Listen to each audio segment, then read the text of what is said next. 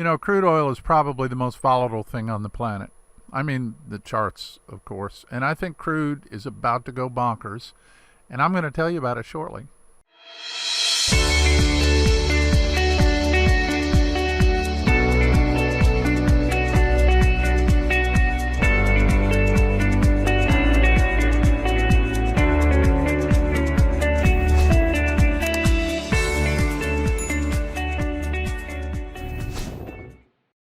Hi, this is Tim from TradingStrategyGuides.com. Fall finally fell in Texas. I think we're looking at a high of around 73 today. That's like about 22 or 23 for you Celsius folks. This is my favorite time of year. And crude oil is life, I guess. I mean, I'm sure we could live without it if we had to, but it would definitely be a bleak existence for a while. Anyway, I didn't mean to wax poetic or anything. I've got a really nice consolidation on crude oil that I've ignored for a while. I'll show it to you in just a minute. But first, let's look at open and shut trades, then a new factoid of the day, and later on we'll get to today's trading maxim, a brand new one. Stay right here. Remember to click the subscribe button and hit that bell so you don't miss any of our trading goodness. All right, let's look at some charts. Oh, Bitcoin closed back in the range on Friday. So I closed it for a loss of 322.67. That's less than a half of our max loss, so we're okay on that one.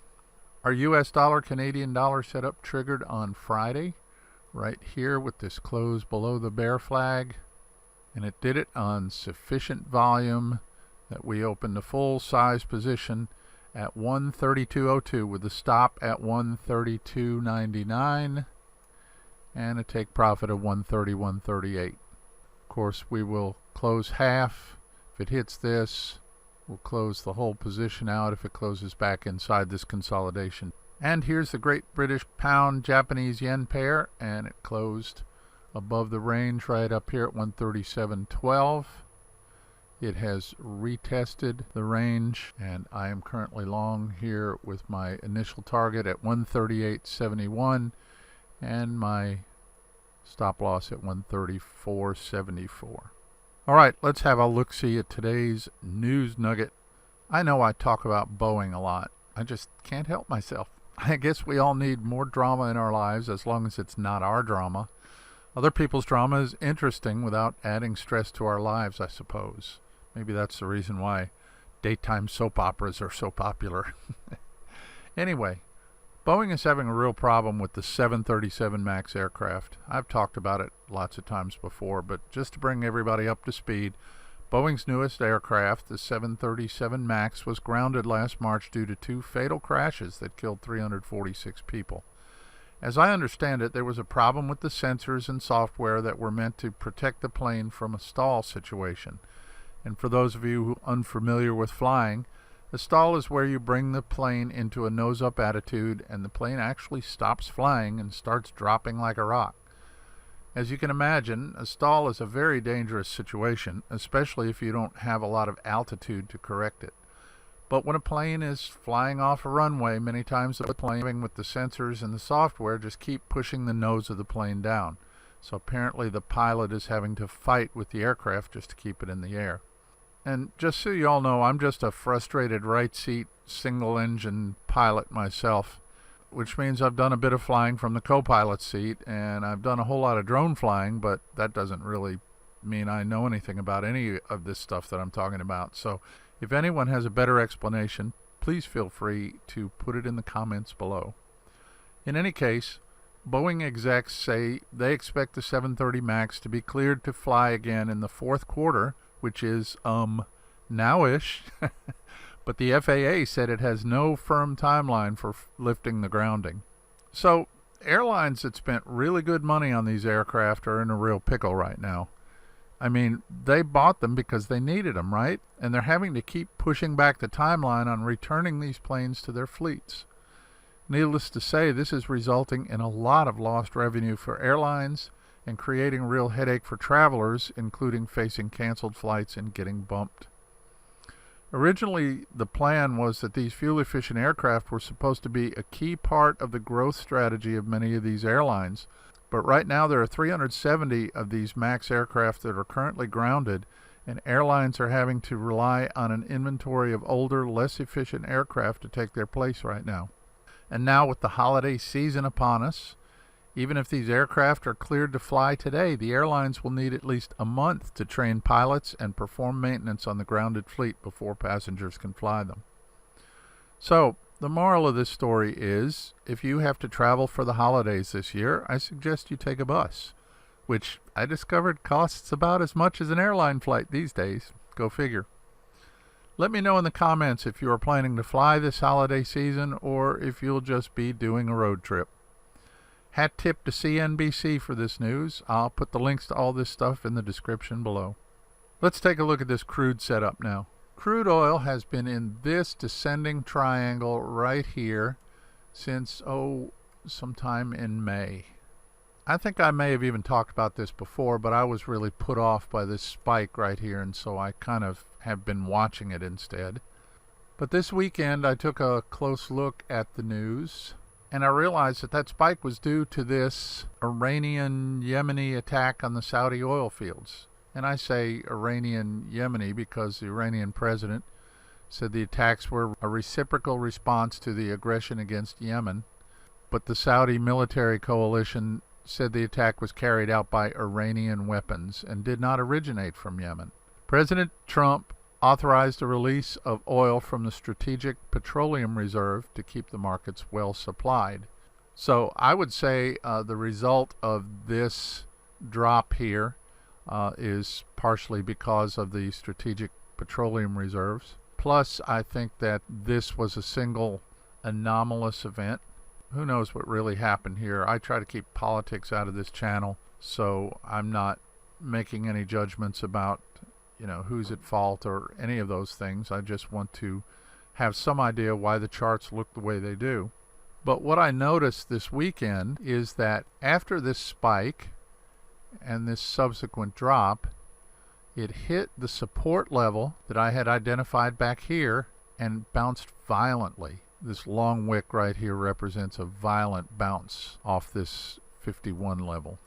Anyway, this is just an anomaly, as I've mentioned before, and sometimes you just have to watch these things to see if the price action settles back into the original pattern, which I believe it has, particularly since it appears to be dropping from the downtrend line today. So here's the plan. We're going to sell a daily close below the triangle, or below 51-ish. On the breaking candle to enter full position, we want to see the volume bar spike up to above the volume average. If it doesn't quite reach the average, but does reach 75% of the average, I'll open a half-size position to reduce risk. And you can calculate that by taking this volume number here, dividing it by this volume average, and you should get at least 0.75 from that. If you don't get 0.75, then you need to stand aside and let it go on by. The stop loss, as always, is 1.5 times the ATR. The first target is 1 times the ATR. So on the breaking candle, you look over here at the ATR, you multiply that by 1.5, and you will measure above the entry 1.5 ATRs. So if the candle closes down here, you enter right here. This will be 1.5 ATRs above the entry, and your target will be 1 ATR below the entry. If after entering the trade we get a candle that closes back inside the pattern up in here, we will take the loss right then and not wait for it to hit the stop loss, because our intention is that a breakout from these patterns should be explosive and hit our target fairly quickly. If the momentum goes away, we want to shut the trade down without taking a full stop if possible. When the price hits our first target, we'll close half the position for profit and set the stop loss to break even on the remainder. We'll then follow stops as price moves in our direction until the market takes us out. Now I do this typically with 2 positions. The first position has the stop loss and the take profit on it, and the second position will have only a stop loss on it and no take profit directly associated with it, because that's the one we're going to let run. I also only risk about 2% total of my account on each trade. No single trade should make or break you. And that, my friends, is the setup on crude oil for today. So anyone that's been around for a while may be sick of hearing this, but that's okay, because I'm going to keep telling you. I'm not trying to tell you what to do. I'm just telling you how I handle these trades. If you want more details about what I do, look below this video for a link to my trade management video. But if you already have a trade management plan that works for you, don't use mine, use yours. Trading is a very personal thing, and things that work for me may not work for you. You have to understand your personal psychology to find the best strategies for your own trading. And psychology, as you know, in my opinion, is one of the most important parts of trading. And my trading maxims are my way of handling my personal psychology. And today, we're going to put a brand new one out there. A maxim is a general truth, fundamental principle, a rule of conduct, or a proverbial saying. These maxims come from everywhere. The purpose of my maxims is to motivate me to discipline in trading as well as other areas of my life. I suggest you start your own list of maxims, things that will help you in your trading and in your life to make sure that you do the right thing every time. Feel free to borrow from my list. And today's brand new maxim is Tim's Trading Maxim number 63. When you can't control what's happening, challenge yourself to control the way you respond to what's happening. That's where the power is. I've often said when something unexpected happens to you, learn to respond and not react. It just takes a beat of hesitation to respond with wisdom to your unexpected happenstance instead of blowing your gasket at it. They say that a lifetime of regret can come from a few seconds of reaction. I don't doubt that. Train yourself to maintain your cool and respond intelligently when something happens. In other words, control your emotions. Control your outburst. It's going to take some time to learn, and it won't happen every single time. We all let it fly once in a while. I've heard it suggested that you count to 10 before you respond to a situation. That's probably a great idea if you can do it. But I know a lifetime of reacting can't be alleviated in a single day, so don't beat yourself up too badly if you mess it up. Obviously, as do most of these maxims, this applies to trading as well as life in general. Don't freak out if the market makes a jump in the wrong direction. If you have a plan in place, you don't have to think too hard about what to do. You'll already have a rule that applies. But even if you don't make a rash reaction, make a thoughtful response. And remember our crude oil trade plan here. We're going to sell a daily close below the descending triangle. If the volume is not quite average, go half size as long as it's at least 75% of the average. Your stop loss is 1.5 times the ATR, and your first target is 1 times the ATR. And remember to click the link below to the trade management video for more details. And here you go. Don't miss my trading picks. Sign up for the Trading Picks email list. I'll be sending out 3 or 4 trading picks a week, stocks, futures, cryptos, forex, everything. And you'll get to see them first. And best thing, it's free. I'll put the link below this video. And be sure to come back to Trading Strategy Guide's YouTube channel every week on Monday, Wednesday, and Friday at 3 p.m. U.S. Eastern Time for my new videos. We'll have a nice trading setup or two on each one and maybe some extra Q&A and training on Wednesday. Don't hesitate to ask any questions you may have. I try to answer questions as quickly as possible. And remember, the only stupid question is the unasked one. Also, don't forget to leave me a comment below about whether you're going to fly or drive for your holiday traveling. Follow me on Twitter. Sometimes I post stuff there. I'll put my Twitter link below. Tell your friends about us and help us make this the best trading channel on the internet. As always, thanks for watching, thanks for subscribing, and don't forget to hit the thumbs up below. Have a great week, and I'll see you next time.